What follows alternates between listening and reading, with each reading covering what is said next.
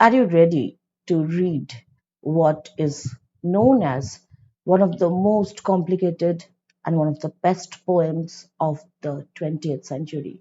Or should I say, one of the greatest masterpieces of literature ever written? You have studied with me Milton's Paradise Lost, Samuel Beckett's Waiting for Godot, and Coleridge's Kubla Khan. So why not? What should make us think that we are not ready? Trust me on this. You are never ready for the wasteland unless you actually read it. I feel like reading The Wasteland makes you ready for it. It's like an initiation. And I don't know how much justice I'm going to do to this, but I definitely look forward to read through those lines which have captivated me all my literary life, all my student life. And I'm sure while reading this with you, I'm going to discover something new in these lines, something which I must have missed even when I was preparing this lesson for you. And while doing this, I'm going to share with you all the stories, all the references which we will need as weapons to fight this scary poem, or should I say, the most beautiful poem that I'm going to ever read to you. So don't skip any part of this video because this is going to be the first part of this 5-part poem.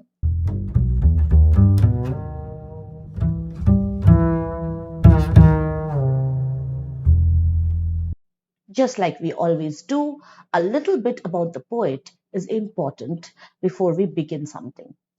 However, with T.S. Eliot, the whole thing gets a bit complicated.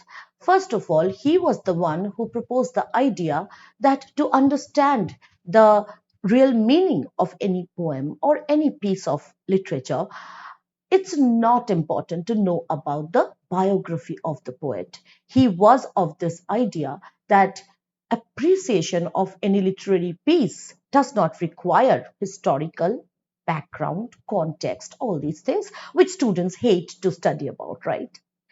But with Eliot, we need to understand it just a little bit. He was born an American and he died as a British person. His change in citizenship uh, is not that important to our understanding of this poem, but we have to understand that he was a man who had a grand exposure, not just to different nations or ways of living, but he was also a polymath because he knew so many languages. And this poem, The Wasteland, is like this modern epic, which is a meeting point of not just multiple languages. Will come across 5, 6 languages in this poem. But this is also the meeting point, the melting point of different kinds of culture, different kinds of religion, different kinds of spirituality, and different kinds of approaching that one question: what's the point of living? What's the point of this world? Understanding the context of The Wasteland is also important because this was written at a time when this whole world was shaken by the First World War.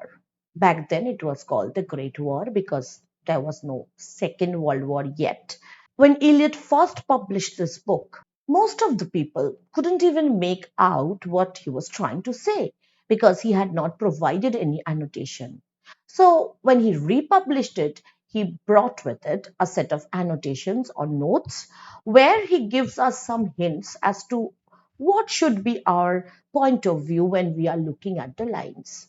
Many people say that those are of not much help also because they are just simple directives pointing out the text from which he took those quotations. But we will stick to those notes and we will try to understand why he put in all these references at all. In Tradition and Individual Talent, Eliot said this, and I repeatedly talk about this line in so many poems, that no poet, no author writes on his own. When he's writing, an entire generation writes with him, his previous generations write with him.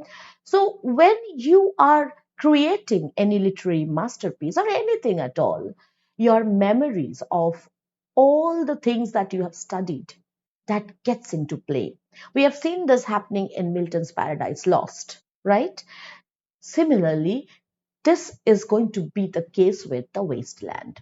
Only in this case, this is more deliberate. With some poets, they do it subconsciously, they don't know that they are borrowing from a tradition. With Eliot, he is going to deliberately borrow from a tradition, and not just borrow. Sometimes, and most of the times, he is going to change them, distort them to suit the new world that he was seeing around himself. The world where countries were clashing with each other, the world where everything was going to waste. Now, when he begins to write his annotations, he mentions two books. So, before starting this uh, journey, let me give you some little idea without making things much complicated about these two books.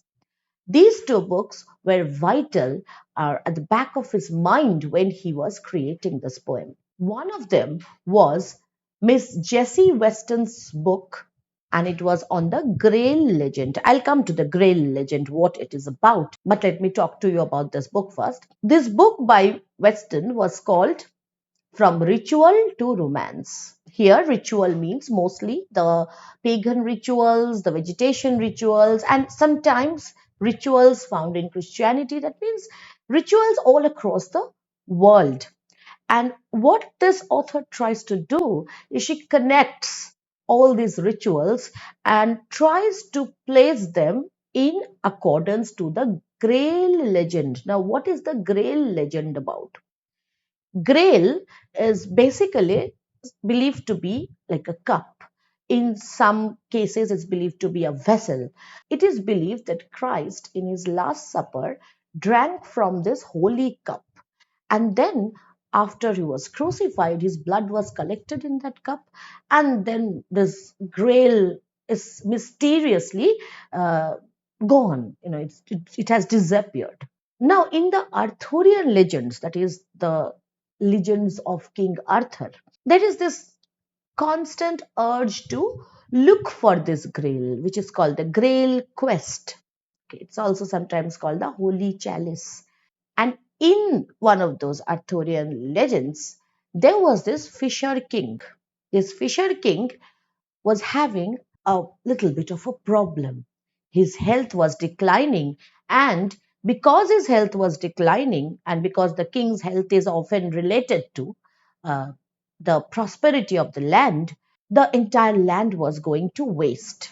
So many different writers wrote about different kinds of adventures that the knights undertook to recover that grail, because it was believed that if the king drank from that holy cup, he would be restored to health. Now, there was this story about Sir Gawain, okay, which many of you are familiar with, but I'm not going into those details. It's going to take a lot of time. It is believed that a knight called Percival, he managed to recover that grail and give it to the Fisher King, who then got restored to his health and his wasteland got rejuvenated. So this is basically the grail legend. What Weston did in her book, she showed that all around the world there were these fertility rituals. And in these fertility rituals, that means rituals where nature was worshipped in some way, and that was connected to rejuvenation, rebirth, reproduction, all these things. And this mostly was seen in case of religions which believed in a different kind of pagan rituals, nature worship rituals. If you have read Paradise Lost, you know about Thammuz and his annual wound. Uh, you also might know about Adonis, the other name of Thammuz. Here, the god who is linked to vegetation is believed to die every year by a boar. Okay, he is hunted by a boar and he bleeds and he dies, and women wail for him, and then he is recovered and then vegetation spreads again, and that happens during the time of the spring. So spring is a time of renewal.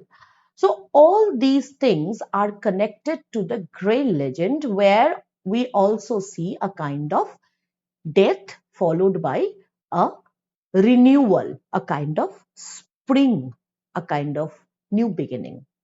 This was Weston's book. The other book which influenced Eliot, and he himself admits about it, was Sir James Fraser's The Golden Bough. It was also a book on religion, comparative religion, where he talks about different kinds of deities, different kind of motifs, the hanged god, and Adonis, Otis, Iris, Osiris, all these deities, and how they are inherently connected to this idea of a quest for finding a source of rejuvenation. Somebody is dying, somebody is wasted, and how that can be recovered. So, what these two books do for Eliot is they provide a mythological background on which he is creating a modern day epic. So, when an epic is created, what is the first thing that we have? We have a heroic figure, a towering figure of an epic hero, right? In Paradise Lost, that figure is subverted in a way, but we still have Satan. So, who do we have in the wasteland? Who is the central character in the wasteland? That is the tricky part. There is no single character towering over others in the wasteland. Eliot does say somewhere in his notes about a figure called Tiresias. So, this is the other story which I'm going to tell you to make some sense about the real theme of the poem. Who is Tiresias? Now, according to the Greek legend, there was this person called Tiresias who was once walking across a path, and he came across two snakes who were copulating. They were in an intimate moment, and Tiresias disturbed them with his stick, and that infuriated the deities and they punished him. And what was the punishment? The punishment was that he would spend a few years as a woman and then switch to the role of a man. So his gender became fluid. Now that became a liability. After this, something strange happened. Juno and her mighty husband Jupiter, they were having a fight as to who has the most enjoyment out of sex, out of physical intimacy. Juno was saying that men have all the fun, and Jupiter was saying that women have all the fun.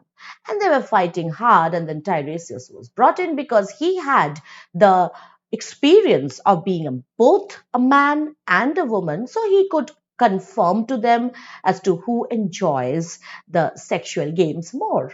Tiresias simply said, well, women enjoy it more. So Juno thought that, okay, I have lost my point, my argument. She got very angry and she cursed Tiresias, and he became blind.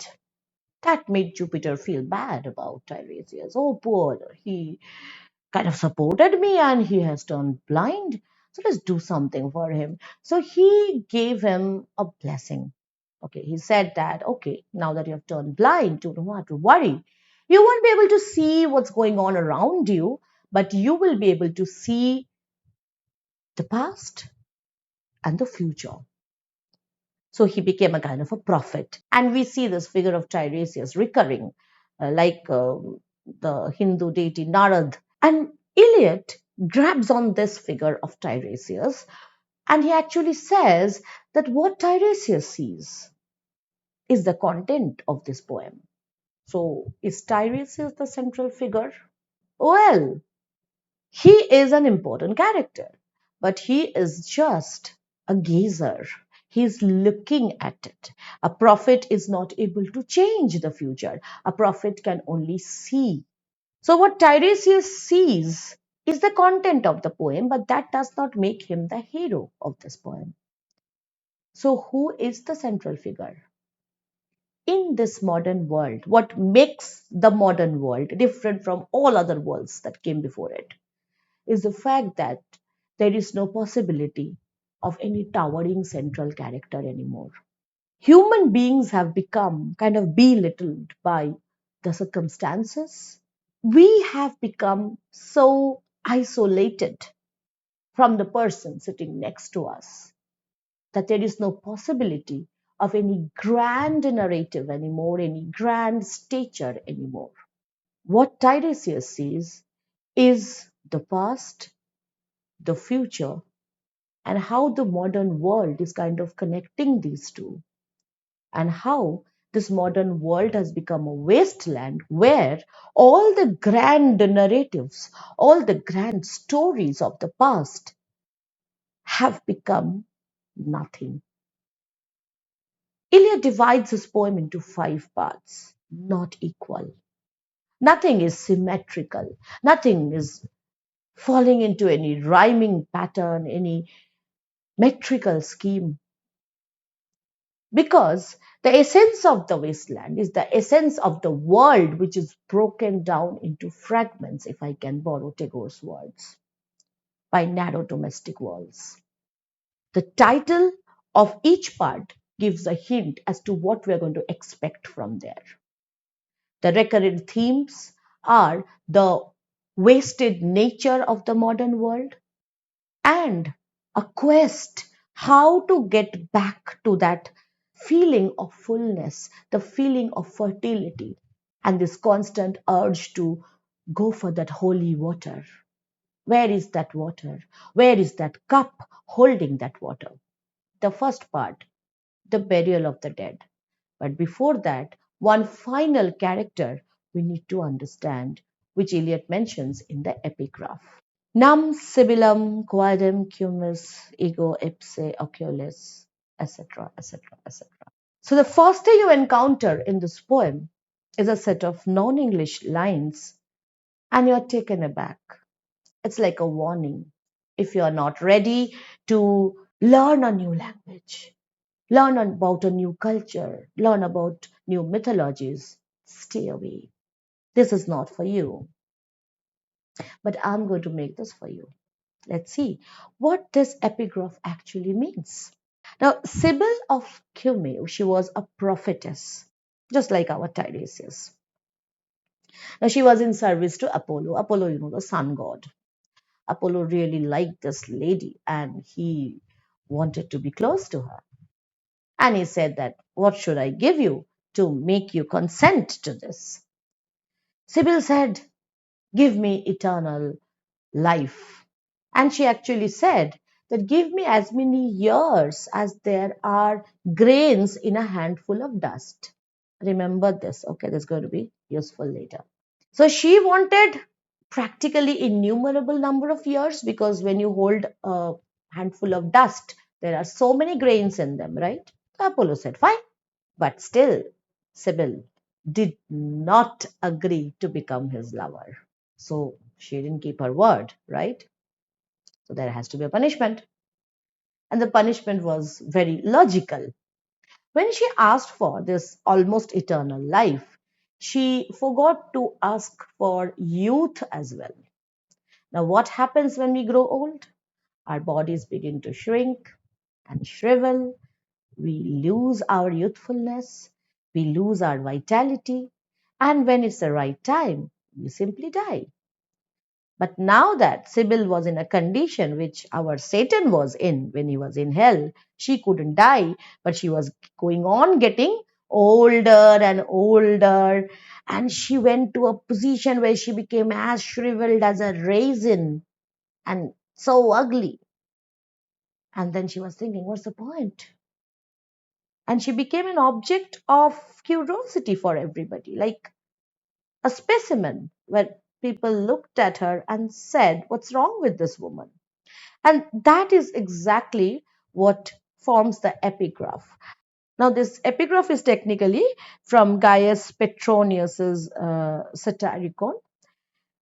And Eliot gives us this translation in his notes. So I'm reading from there.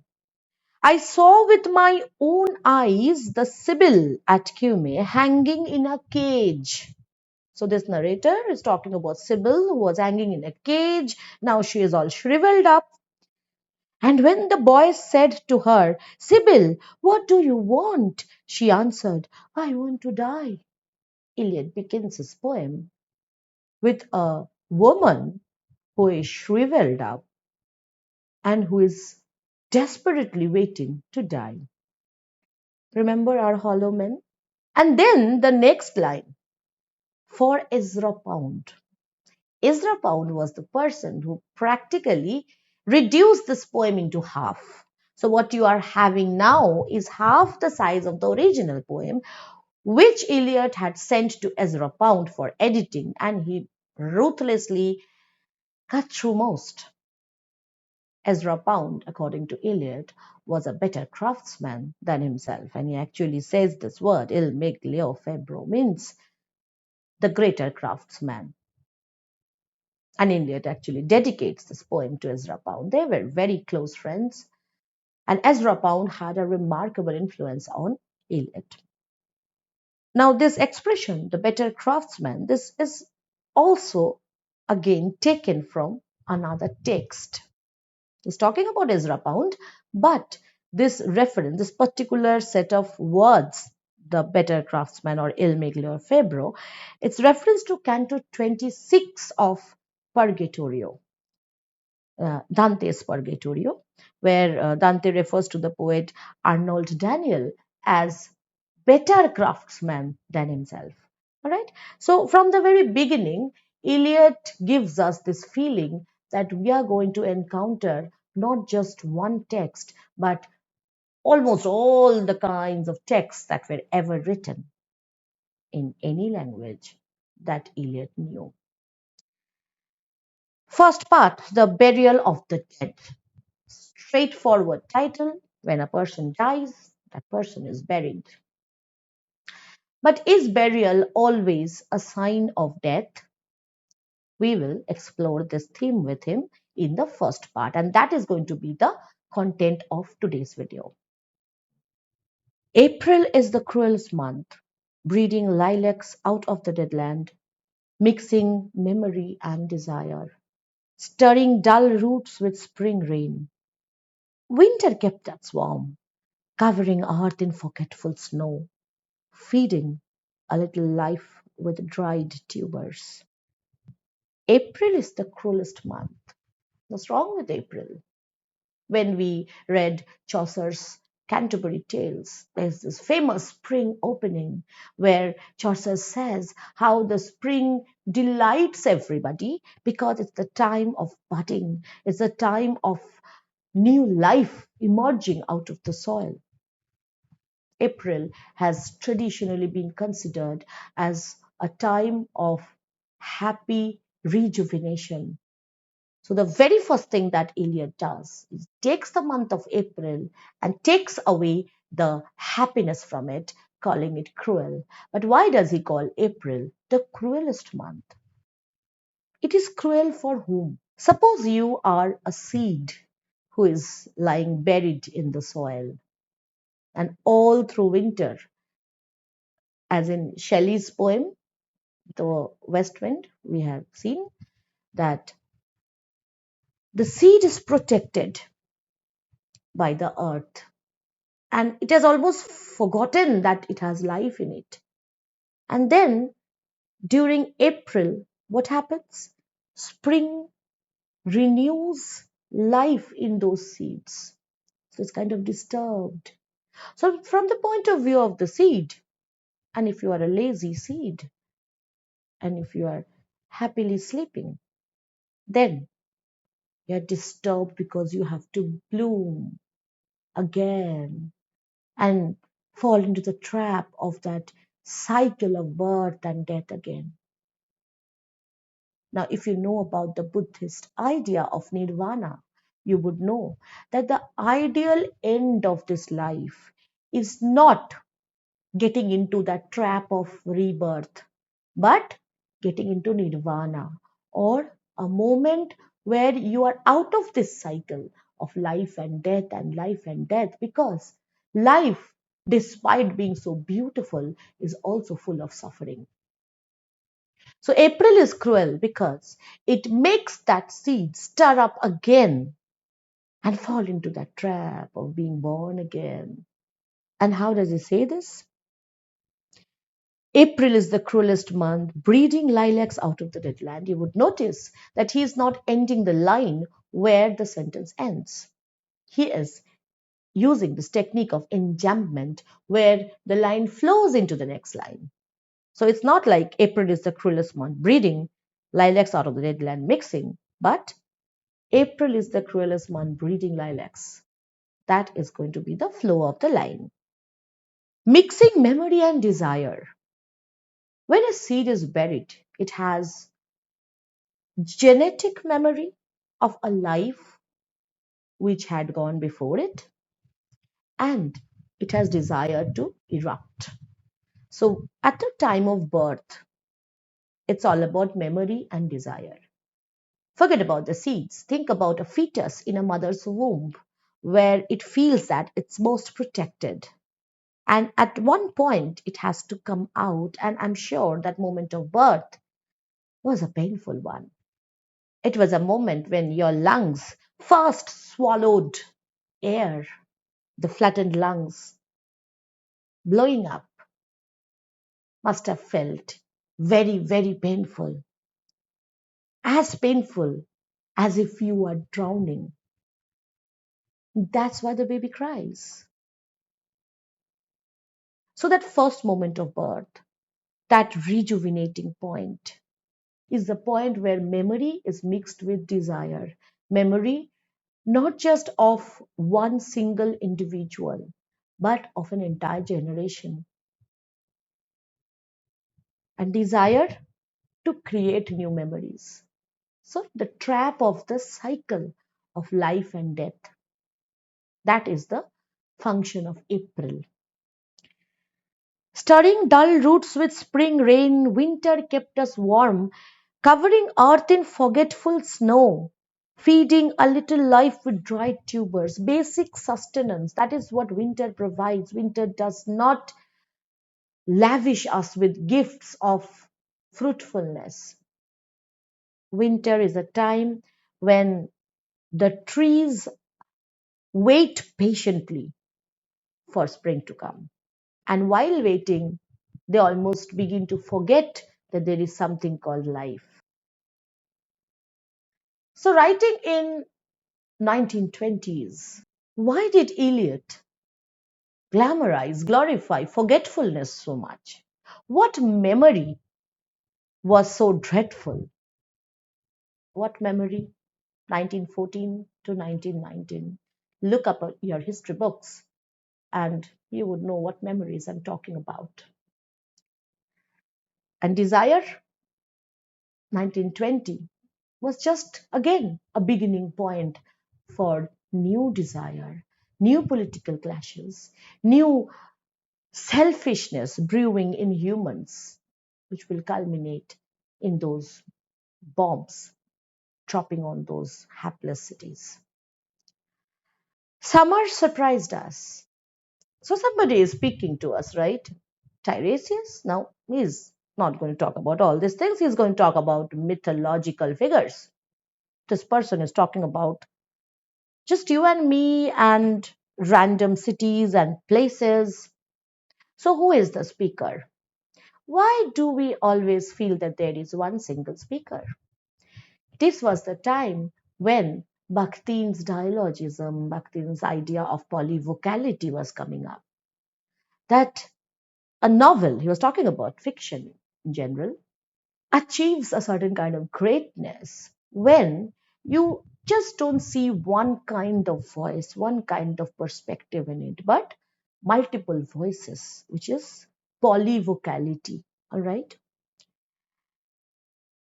This poem is an attempt at polyvocality. Sometimes the poet doesn't give you any idea about the real identity of the speaker. Why should I say sometimes? Most of the times, you don't know. Who exactly is the speaker? You can only guess. It's as if we are looking at a set of Instagram reels uh, of people whom we don't know, and we are capturing little moments. So, what Eliot is doing, he's giving us a set of reels. That's why I feel that it's easier for you people now to understand Wasteland than the readers in 1920. Trust me, you know exactly who are speaking here. Think about your Facebook feed, think about your Insta feed. Do you know those people, all of them whom you see in those feeds? No. But you look at their lives. And what part of their lives? Little, small little parts. When it's a big post, you don't read that. You don't push that read more button anymore. You only scroll up and you can only keep your heads. Why you? Me. Same here. Trust me. We are only capable of focusing for 30 seconds or maybe 45 seconds. And then it's very easy for us to simply switch to a different life, looking at a different life. So readers are expected to be like those gazers at reels here. You will have chunks of conversations, chunks of incidents, and in between, something sparky from the poet. And in those connecting lines between two random incidents, in those connecting lines, we will try to figure out what the message of the poet is. So, this is our first speaker who is talking to us. Summer surprised us, coming over the Starnberger Sea with a shower of rain. We stopped in the colonnade and went on in sunlight into the Hofgarten and drank coffee and talked for an hour. Bin gar kein Russian stammen aus Lituan echt Tyus. Not English, but I'll translate it for you. The last line I read actually reads like this: I am not Russian. I come from Lithuania, a real German. So somebody is trying to convince another person about that person's identity. That person is not Russian, is German. And what are these two people doing? They simply had a day out. They went to the colonnade and they went to have some fun into the Hofgarten, had some coffee, talked for an hour. Nothing substantial. So we are looking at, vaguely looking at, possibly two people who are talking about very insignificant things which they feel are very important, and then we go on to some more conversation. And when we were children staying at the Archduke's, now something begins to stir in our mind that there has to be some specific reference. Which Archduke is this about? I'll read on. And when we were children staying at the Archduke's, my cousins, he took me out on a sled. So this is a woman talking about her childhood when she used to stay at some Archduke's palace, and there she had a cousin and they used to go on a sled. Sled is those carts you ride on snow. And I was frightened. He said, Mary, Mary, hold on tight. Ah, we have the name of our speaker here. The speaker is Mary. So Mary is talking to us about her childhood. And she's talking to us about her cousin who took her on this ride and she was feeling scared. All those very, very nostalgic, sweet emotions of childhood, which most of us have. And down we went. In the mountains, there you feel free. I read much of the night and go south in the winter. So this woman suddenly, while talking about her youthful or her uh, joyful childhood, she now talks about her present. So she gives a glimpse into her past So if Tiresias is looking at Mary, what would he see? He would see that scene from her young days, from her childhood. And then Tiresias sees what she's doing now, or rather, what she's going to do later. She is spending her time in a lonely way now. She is reading much into the night and she goes south in the winter. That means she has become old now and she doesn't enjoy those cold mountains anymore and she goes to warmer places during the winter. So this can be any person, right? But this specifically is about one particular Mary. Apparently, Countess Mary Lariche of Bavaria. Now, she had a cousin whose name was Rudolph. Rudolph had a mistress. He also had a wife, but he had a mistress whose name was also Mary. Now, it was believed that something went really wrong, and Rudolph and his mistress Mary they went into the suicide pact. And our Mary, she was somehow connected to all this. That incident in history books is called the Mayerling incident. And after the death of Rudolph, things started to get worse and worse so far as the political climate was concerned. Rudolph was supposed to be the next Archduke. He was now dead, and somebody else became Ferdinand. And this Ferdinand was assassinated, and that was somehow connected to the World War One. So Eliot is talking about a random character who is not so random in a context where the world was shattered by a war. Was Mary responsible for the First World War? No, she wasn't. But wasn't there some responsibility, something she could have done to avoid that suicide that could have probably, if not stopped, at least delayed the crisis? Does Tiresias know? We don't know that. But just as I said, Tiresias is a powerless gazer, and he is simply making us see what actually happened. And when Mary is talking about her life, she is not talking about what we would call the most important thing in her life about that suicide pact. She's talking about her childhood, about her memory, and she's talking about her present situation because that is what human beings have become. We are only a combination of our nostalgic childhood memories and some distant dreams of what we're going to become. And in doing that, we don't focus on how we're going to behave now, what we're going to do now to make sure something good comes out of it. All right, so this was Mary for us. Now, suddenly, the voice changes. What are the roots that clutch? What branches grow out of the stony rubbish? Just when we were beginning to have some grip on the story that, okay, this is going to be the story of Mary, her memory, or maybe some more random characters like this, suddenly there's this voice calling everything rubbish, stony rubbish. What is stony rubbish? Mary's memory,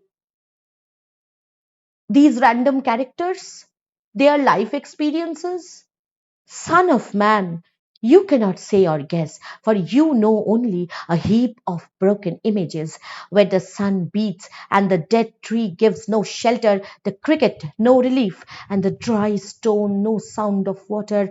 Only there is shadow under this red rock. Come in under the shadow of this red rock, and I will show you something different from either your shadow at morning striding behind you or your shadow at evening rising to meet you. I will show you fear in a handful of dust.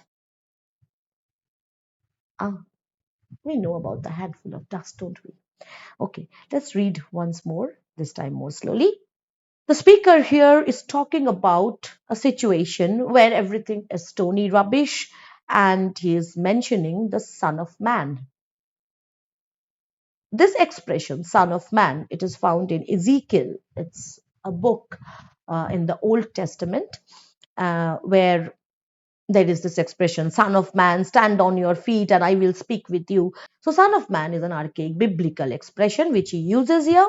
So, he is actually, or the speaker is actually referring to all of us. We are all sons and daughters of men. Okay. What do we know? What do you know? What do I know? He's saying. You know only a heap of broken images. Okay. Those little tabs on your phone, which you scroll up, those are the heaps of broken images, not connected to each other. Life is about connecting. Okay. And here we have a heap of broken images where the sun beats and the dead tree gives no shelter, the cricket no relief. There is no water. Usually, the sound of cricket is associated with rain, but there is no rain here. It's only dryness. And the dry stone, no sound of water. Water, from the very beginning, is considered to be a vital source of life, not just in Eliot, in biology. Here, there is no water. Only there is shadow under this red rock. Now, when you hear this expression, red rock, uh, you somehow feel more dry. When a rock is red, it is because it is extremely dry. Now, this whole idea of a heap of broken images, this is again taken from Ecclesiasticus. So, in Ecclesiasticus, the expression goes like this: they are afraid also of what is high, and terrors are in the way. The almond tree blossoms, the grasshopper tracks itself along, and desire fails because man is going to his eternal home. So, this is about the journey of man to eternal home, that is after death, and that is described there in Ecclesiasticus. And the mourners go about the streets. So this whole scene is captured by Eliot in these lines: a heap of broken images where the sun beats. And what he does, instead of writing in a straightforward sentence form, he also is providing a heap of broken images to us, or rather, short little clauses and phrases which are put at random. But all these images, red rock, sun beating, cricket giving no relief, all these images individually, they exude a certain kind of emotion. And that emotion is one of despair, is one of dryness, is one of lack of vitality. This is Eliot's idea of objective correlative. In his essay, Hamlet and His Problems, he says that Shakespeare's Hamlet is an artistic failure. Why? Because the way Hamlet speaks, the way Hamlet uh, analyzes a situation, or the kind of emotion that is seen in him does not tally with the situation. The way he reacts, the way he becomes mad, is not actually logically connected to the situation. Like, he didn't have to be so mad about this. So it's an artistic failure. But that's a different issue altogether.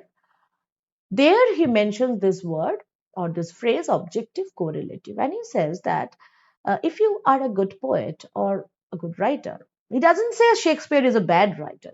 He didn't say that, but he just gives a prescription of good writing, that you don't have to tell people that you're feeling despair, you're feeling lonely, you're feeling sad, you're feeling happy.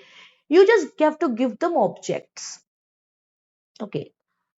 And those objects by themselves will be interpreted as exuding a certain kind of emotion in the readers. So its objects will correlate. And it's going to be objective, it's not going to be subjective. All right. And that's why he was much against Wordsworth, who was more subjective than he liked, than Eliot liked. Anyway, so he is giving us here in this whole poem a set of objects. It depends on us how we interpret them, how we interpret a red rock. If we interpret it as something which is dried up, then fine, we are getting his emotion. And then he asks us to go under the shadow of this red rock. So, under the shadow of this red rock, which is a symbol of dryness, that has a shadow where we will be able to see something special. What special? We will be able to see some dust under the shadow of the red rock. And in that dust, we will know about the story of Sybil.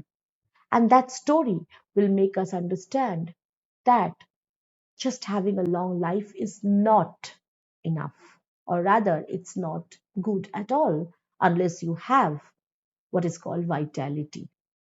So, come in under the shadow of this red rock, and I will show you fear in this handful of dust.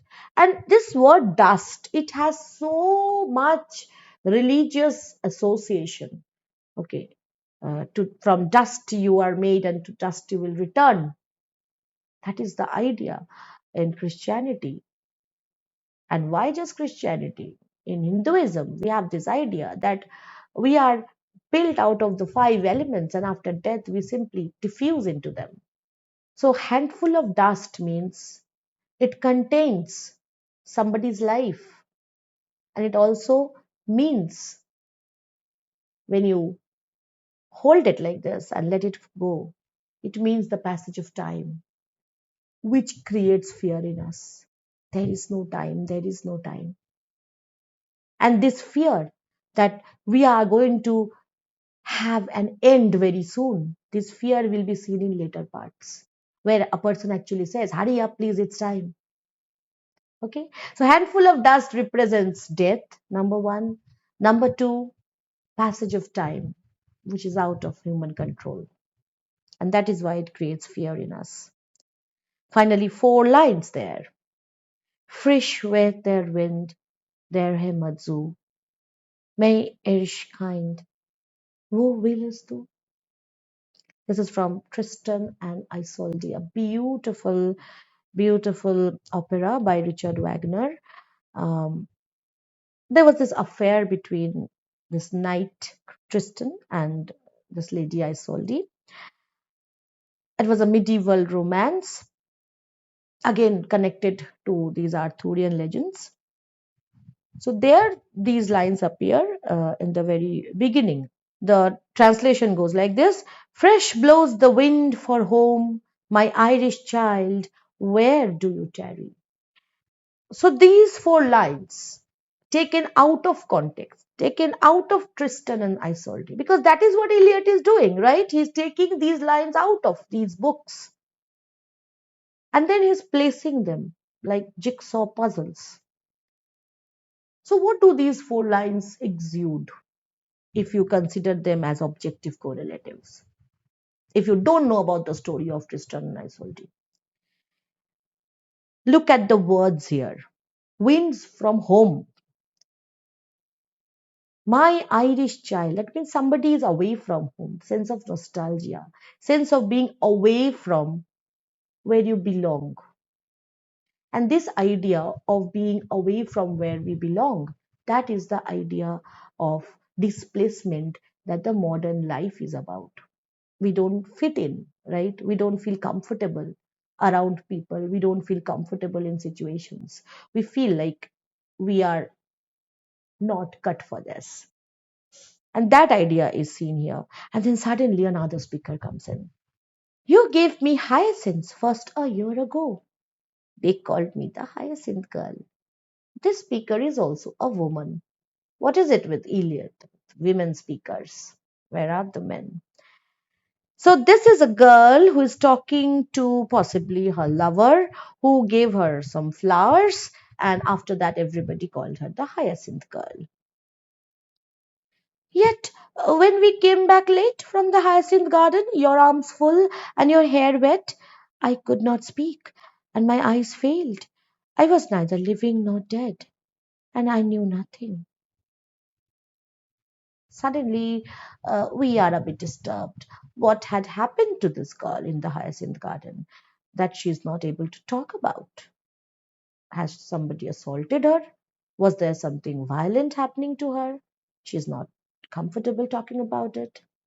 Look at this word, yet. When she starts talking, it's a happy thing she is saying, that she used to get those lovely flowers and everybody used to call her Hyacinth girl. Everything is very happy and nice. Then this word yet. That means something contrary has happened, something opposite has happened, some disillusionment has happened. Has this lover done something harsh to her, violent to her, something against her consent? Look at this word late. Okay. Looking into the heart of light, the silence. Oh, Dhandlier das mir. Again, Tristan and Isolde. But this time, this is from third part, verse 24. And there, the line means, empty and desolate is the sea. Mere is sea. So the sea is empty and desolate. Something must have gone wrong with this Hyacinth girl. Some disillusionment. If you have read Hamlet, I'm sure you must have guessed by now that there is somehow a connection at the back of our mind stirring that this is Ophelia. Ophelia was Hamlet's beloved. When Hamlet came to know about his father's death or murder by his uncle, and he got to know about this from the ghost of his father. So that is complicated. But that's the basic story, that he came back and he came to know from the ghost of his father that his father was murdered by his uncle Claudius and his mother had married his uncle. He became very enraged. He had this girlfriend Ophelia, and now he was so mad. He didn't want to have anything to do with Ophelia. He rudely rejected her in a way. She got isolated. Hamlet was plotting revenge, plotting revenge, plotting revenge, and sometimes he's saying that I want to act mad to confuse people, and sometimes we see he's actually acting mad. So anyway, from the point of view of Ophelia, she was pretty disturbed. Now, two things were happening here. First, Ophelia was getting isolated from Hamlet. He was not talking to her much because Hamlet had lost faith in women in general, looking at his mother. He thought that she was also a part of this. With Ophelia, what happened? She became worse when uh, incidentally, Hamlet ends up killing her father Polonius. Well, let's not go into those details. Polonius was killed, and Ophelia was totally like shattered. Her brother was also away. During this time, she continuously was talking about flowers and was moving about in a lonely way. And eventually, she drowns herself. Okay, she dies. A disillusionment which Ophelia faced, a disillusionment which any random woman can face.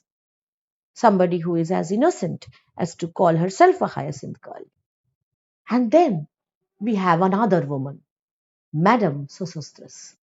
So, see, we have already covered some clips. Now we are going to the clip where we are looking at a woman who is sitting with a pack of cards.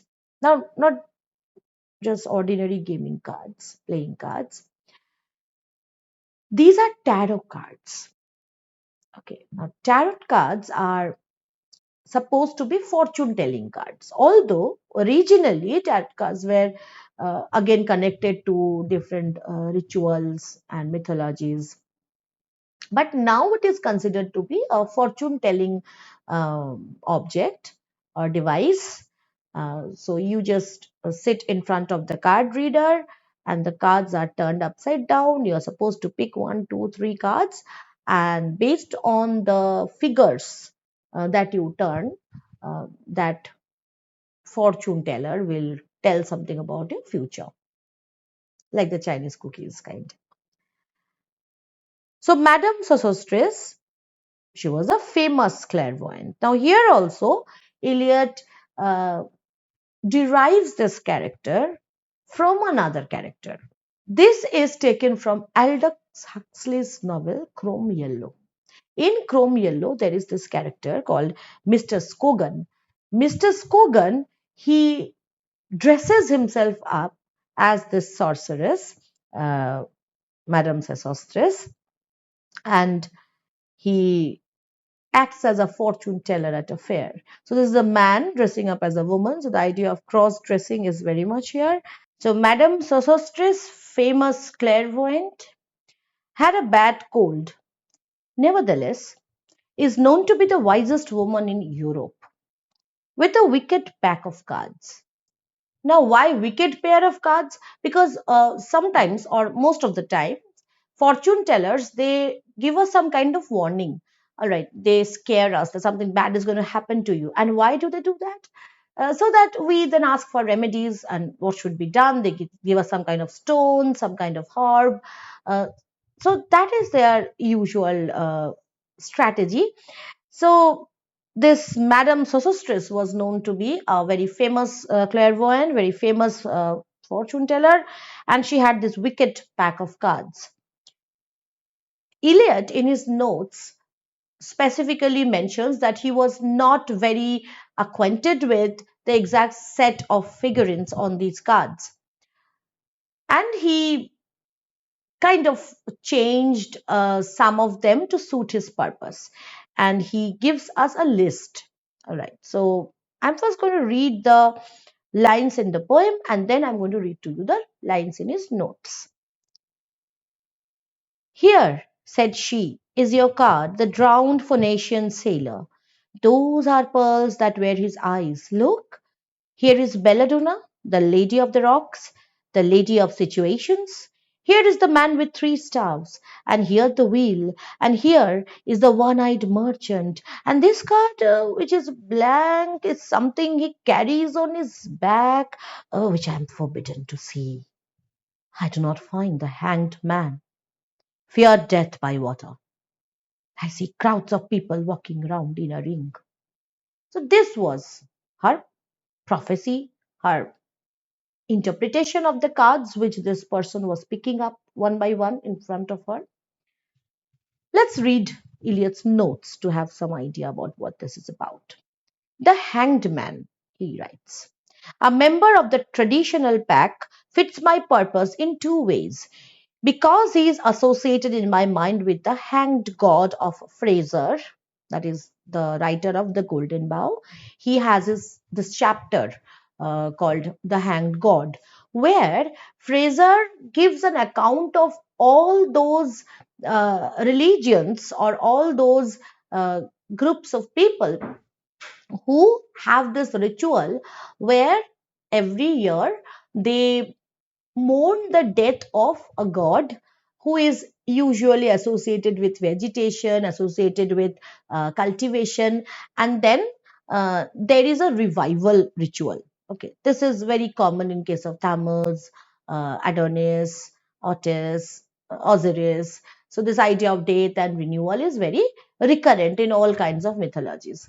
Now, this hanged man situation is like this, that there is this tribe where the there is this tribe where the effigy or a figure made of straw is made, and that effigy is then hung from a tree, a pine tree, and it is believed that this person was in opposition to Apollo, the sun god, and then all those rituals are connected. Now, hanging of that effigy or that figure means a kind of surrender to the forces of nature and recognition that death is necessary part of renewal, and this hanging will bring forth new cultivation, new fruition, new fruitfulness in the form of new harvest. All right, so this is the whole idea of the hanged man. So although the figure of the hanged man can in us create a sense that, oh, I have picked the hanged man, that means I am going to be doomed, it's a bad omen. It's not always a bad omen. The point is that the hanged man is also then the harbinger of revival. It is through death that you can reach renewal, rebirth, spring. So the hanged man is not a bad omen from that point of view. All right. So this woman who is saying that she can't find the hanged man. Okay. Now, the next thing that Eliot says here is, I associate him with the hooded figure in the passage of the disciples to Emmaus in part 5. When we will read part 5, we will come back to this idea of the hanged man and the hooded figure. Okay, so we will postpone that. The Phoenician sailor and the merchant appear later. So these figures are introduced to us in the form of tarot card figures, and these figures will be later introduced to us as characters. Sometimes they are speaking to us, sometimes the narrator is speaking about these characters. So these are like introduction. So just as in a drama, the first act is like an exposition in that pyramid structure. Here also we will see uh, an attempt at exposition. What are we going to deal with? What are different kinds of characters, situations? And when talking about situations, you exactly have this line here, Lady of Situations.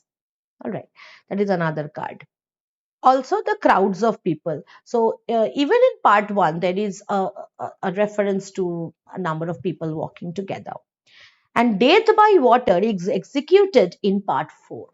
In part 4, we will have a detailed explanation about death by water. The entire section is called that. And it's about the Phoenician sailor. Phoenicians were these seafaring people, and this Phoenician sailor, he had drowned. And when that is mentioned here, there is one line just after that. Those are pearls that where his eyes look. Now, this line is from Shakespeare's The Tempest. In The Tempest, Ferdinand, the central male figure, other than Prospero, Ferdinand gets to know that his father has drowned, and Ariel, the spirit, the wood spirit of Prospero, Ariel tells Ferdinand about how the body of the drowned man has now become. And there, some beautiful lines are given, out of which Eliot takes and picks this one line, those are pearls that were his eyes. That means after drowning, the eyes or the pupils, they become like pearls. They turn into stone, lifeless, and at the same time, beautiful. The man with three staves, an authentic member of the tarot pack, I associate quite arbitrarily. Arbitrarily means he just randomly does this. There is no precedence, nobody has done it before him. What he associates it with? He associates it with the Fisher King himself. Why the Fisher King? Fisher King was the person who was getting weakened, who was getting sick, and his sickness was causing the land to wither away, the land around him. Okay, because again, as I told you, the ill health of the king is reflected on the ill health of the kingdom. And this Fisher King needs to be revived, just as the hanged man or the hanged god will lead to some resurrection. This Fisher King, who is now sick and old, needs to be revived to save the wasteland. Okay, so all these cards, when Madame Sosostris, she interprets them, she does it very casually.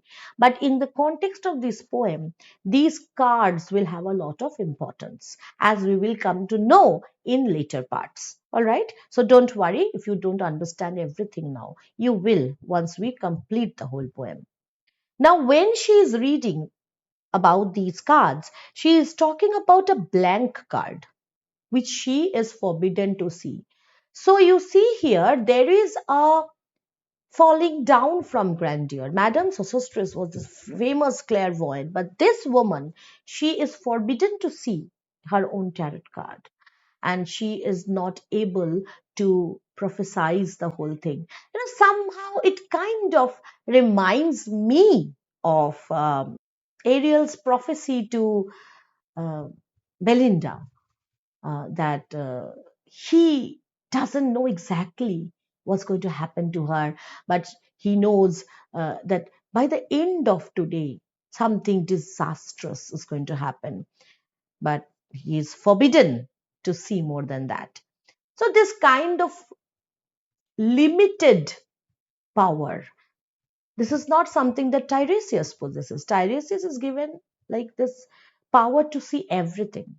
But this Madame Sosostris is not able to see everything. So she is limited in her ability to foretell, right? And then suddenly she is talking about something very mundane. She was till now talking about her tarot cards. Now she's talking about a random character who is called Mrs. Equitone. So Mrs. Equitone is another of her clients. Okay, and she was supposed to make a horoscope for Mrs. Equitone. So she tells this client who is now sitting in front of her that you please go and tell Mrs. Equitone that I will bring her the horoscope myself because I'm worried that if I give it through somebody else, they might change it or it might be stolen because horoscopes are so important.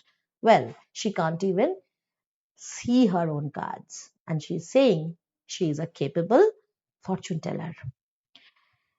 If you see dear Mrs. Equitone, tell her I bring the horoscope myself. One must be so careful these days. Unreal city. One statement where the entirety of Westland is considered. Unreal city. Now, city is a very real physical thing. City is a man made thing, isn't it? Paradise may be unreal because we don't have any proof that it is real. But city is something we see all around us. It is the only reality we see. And Eliot is calling a city an unreal city. But is Eliot the only one who has said this? No. He is getting this idea from somebody else, even here. The Seven Old Men. It was written by Charles Baudelaire. And Baudelaire had such a great influence on Eliot. He practically created the cult of imagism.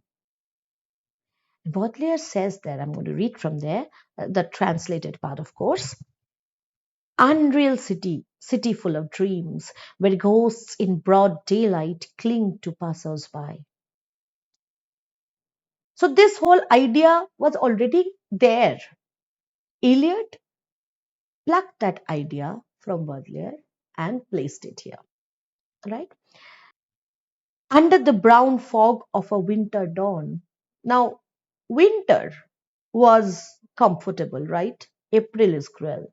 But here, winter dawn is described as brown, depressing color. A crowd flowed over London Bridge, so many.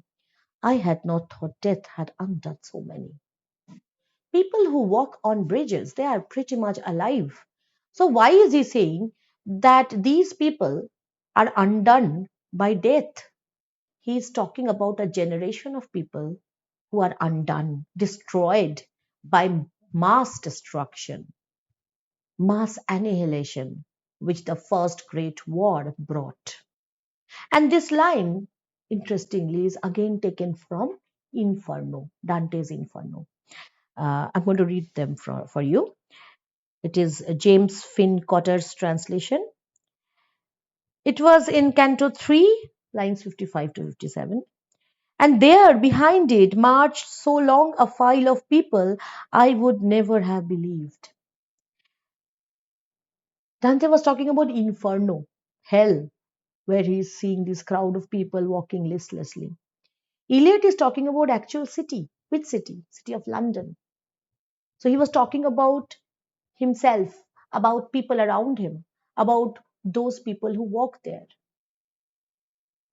Look around you. Look around you at places where people gather together, on busy bridges, on the aisles of the shopping malls. What do you see? People walking about. What purpose do they have? You will hardly find any purpose. The walk is mostly aimless. We aimlessly walk like zombies. When I was reading to you about the Hollow Men, I used this reference because that came to my mind.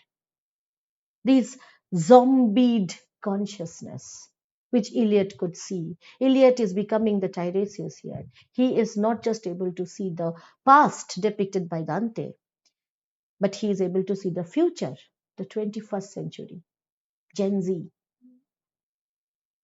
zombified. So crowd flowed over London Bridge, so many I had not thought death had undone so many sighs. And people were not breathing in a happy way, they were giving off sighs. Short and infrequent were exhaled. So there's anxiety in people. They are stressed. And each man fixed his eyes before his feet. That means they were not looking at each other, they were not communicating to each other. They were looking at their feet. We are looking at our smartphones, right? There is no communication. Flowed up the hill and down King William Street to where St. Mary Woolnoth kept the hours. It's the name of a famous church in London, with a dead sound on the final stroke of 9. So religion has become a dead end force now. It doesn't work anymore. This was indicated back even in Dover Beach, right? I hope you have watched that video, which we had shared long, long back, 2 years back. In Dover Beach, Arnold was talking about the sea of faith that was once full and round earth's shore and now retreating to the breath of the night wind. That emotion, that loss of faith. That's why the deadness of the church bell. That's very important here. So these people walking aimlessly, they have no communication with each other. The religious bells, the church bells do not resonate in their hearts anything anymore. There I saw one I knew and stopped him crying, Stetson, who is this I? Again, a random speaker, a random narrator. The polyvocality, another voice is coming up, and probably this is a male voice now. So in this crowd, someone recognizes someone and calls, Stetson. Now, again, because I'm always over obsessed with Macbeth, Stetson reminds me of Satan, Macbeth's last companion, who always provided him with armors and everything. So, anyway, Stetson, you who were with me in the ships at Miley, maybe they were both sent to war on a ship. You who were with me in the ships at Miley, the corpse you planted last year in your garden, has it begun to sprout? Crops don't sprout, seeds sprout. But the idea of grave is both uh, an idea that contains death and an idea that contains life. Because when in grave you put seeds, you get plants. What will happen if you plant bodies? Will it grow bodies? So this line is giving that kind of an idea that has it sprouted since? But then it is a usual custom among people, even today, when they bury their beloved people, there is a ritual sometimes that they sprinkle some seeds, and those seeds sprout and sometimes bloom into flowers.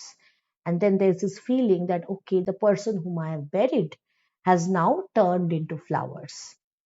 So that gives a kind of a, you can say, aesthetic consolation. Okay. So this idea that the dead body will sprout. Will it bloom this year? It sounds so insensitive, doesn't it? Or has the sudden frost disturbed its bed? Oh, keep the dog far hence. That's friend to men. Or with his nails he'll dig it up again. Now, Eliot is basically quoting from Act 5, Scene 4 of The White Devil. You might have that in your syllabus as well. It's a revenge tragedy. I'm not going into the story here. It's by Webster. And the speaker is Cornelia. So, Cornelia's son Marcello is killed. He died in a quarrel. And so he was refused a proper burial. And she says that, okay, let these ants, the moles, the rats, they come, let call them, they will provide the kind of burial he needs. Okay, they will bring in the leaves and everything. And then she says, but keep the wolf far thence, that's foe to men. Foe means enemy. So here Eliot is using the expression dog and friend.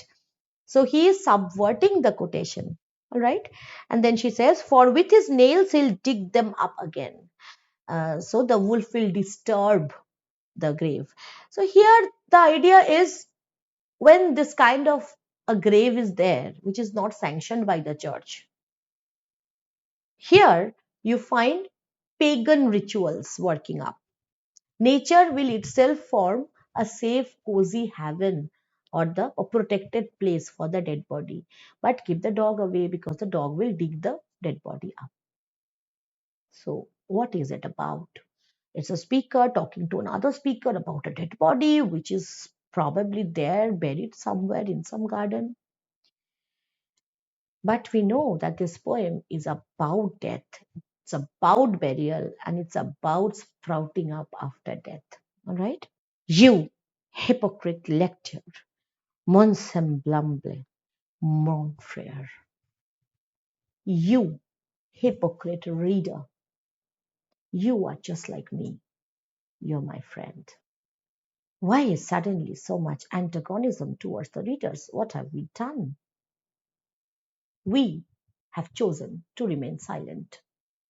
We were feeling safe that this poem is about other people. Okay, modern people. We are postmodern. This poem is about random characters from literature across the world and mythologies across the universe. This is not about me. I am sensitive. Are you? Am I? And then Eliot wants us to consider what we are. We are hypocrite people. And we are just like him. So he is not keeping himself out of this. So you can't blame him. He's not simply pointing the finger straight at us, he's pointing fore at himself. This line is from Baudelaire's Fleus Mal, and the line is there Baudelaire writes, "You hypocrite reader, my fellow, my brother." So, what does Eliot expect us to do? How to be less of a hypocrite? Possibly by attempting to really make an effort to understand what these allusions really mean to us, how this is actually relevant to us, and how this can actually change us. Part 2, following the idea of a drama, 5-act structure, is going to be rising action. So, till now, we were giving some situations and some women and maybe a couple of men. So, we are exposed to a wasteland with red rocks and no water. Now, there will be some action or perhaps some lack of action. We will get to know that in the second part of this massive literary piece, a game of chess, but not today. You'll have to wait a little bit for that for our next video. I hope you have enjoyed today's class. Do tell me in the comments section if you have found any part difficult, and don't forget to stay subscribed because then you will be notified immediately when the next part comes up. And I promise you the next part is going to be very, very soon. So thank you for being with me. This is Monami Mukherjee signing off. Stay happy, stay safe.